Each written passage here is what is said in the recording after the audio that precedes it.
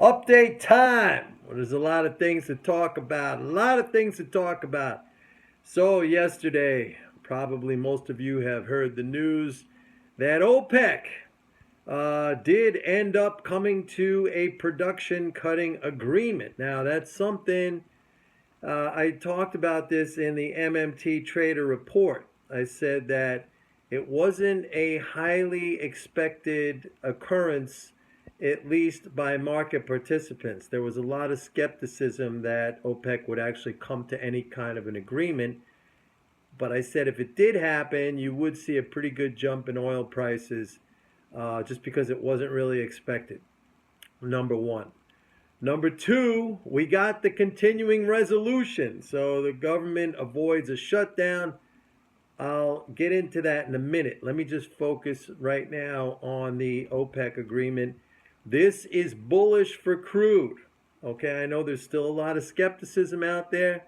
People saying, well, it doesn't include Iran, it doesn't include Libya, it doesn't include Iraq. I think Russia gets an increase. It's only 700,000 barrels a day, whatever. So there's a lot of skepticism. The skepticism is good. Skepticism is bullish. I like skepticism because remember, it comes from the zombies. It comes from the 100%. So the skepticism is good. Why did the market not jump up further? If you're thinking that question, if you're posing that question, the answer is there was already a very large speculative long position, net long position by speculators in this market. So it's going to grind higher. You need new buying to come in. Some of that happened yesterday. And you need short covering. And the shorts in this market are primarily the commercials, oil firms. And they're never in a rush to lift their hedges. So it takes a little bit of time. You have to be patient. But right now, the buying the dips, that is the strategy in oil. And I see oil with this agreement, because don't forget, oil prices had already stabilized prior to this agreement, and we've been seeing really strong demand.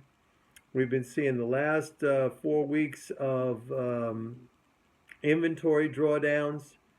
Okay, about 22, 23 million barrels just in the last 4 weeks, over 40 million barrels from the peak down.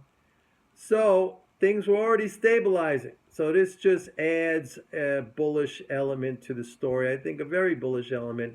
Demand is strong, and we're going to see oil back over $50 in not too long a period of time. Now, let's get to the continuing resolution, and then I'm going to sum up the whole entire thing. The continuing resolution, we needed that. I've been saying we needed that. I mean, already fiscal flows had been decelerating. Without that continuing resolution, that would have cratered the fiscal flows and almost certainly, I think, put the economy in a recession if the government shutdown had lasted for any period of time. But that's off the table now. In addition, I have to say that the agreement that they came to has some spending increases in there. Stuff for the military, a 4% increase in Obamacare premiums that the government is going to pay. So there's stuff in there. It's not enormous, okay, but there's stuff in there. There's an increase. There are increases, so that's better than decreases. So that's a good thing. Now, it's not showing up in the numbers yet. Obviously, it actually has to be passed by the House today, which it will. President's got to sign it, but by next week, we'll start to see it in the numbers. In the meantime, I like the little pullback in oil, although that kind of disappeared. I like the pullback in the stock market. But this kind of changes everything back to the way it was, I think. We'll see in the numbers. I can't give you a very, very definitive. However, I'm pretty sure that this changes everything back into the bullish mode for risk assets and the bearish mode for safety assets like treasuries. It also probably puts the rate hike back on the table, back in play. We're going to have to start hearing about that stupid thing again. But not until we get closer to December. So anyway, that is the update for now. Oh, Forex, I should mention. The oil deal, very bullish for the Canadian dollar, bearish for the Japanese yen. All right, we are long dollar yen anyway. So I have that position on. We're also long oil ETFs. I'm long oil futures. Got it all in there. I purposely did not take off.